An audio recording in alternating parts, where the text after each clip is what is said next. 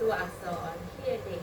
อ่านออกเสียงได้คนละ1 ตัวเราครูเรียกชื่อก่อนนะพอหยิบตัวอักษรได้แล้วปุ๊บมายืนข้างๆคุณครูนะคะแล้วอ่านออกเสียงให้เพื่อนฟังเพื่อนๆต้องคอยดูแล้วก็ฟังด้วยว่าเพื่อนออกเสียงถูกไหมทำได้ไหมคะทำได้เราจะเริ่มทางนี้นะคะนับตามไปเรื่อยๆเรื่อยๆเรื่อยๆจนครบเราให้ตัวอักษรที่อยู่บนพื้นมันทำไมคะหายไปเลยนะคะพร้อมหรือยังคะพร้อมแล้วค่ะน้องนับตังค่ะ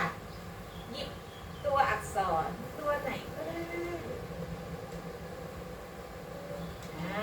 เวลาถือต้องดูด้วยนะว่าถือถูกไหมอ่านให้เพื่อนฟังค่ะเพื่อนอ่านตามค่ะเคคือถูกต้องปรบมือให้น้องนับตังค่ะต่อไปน้องโฟค่ะ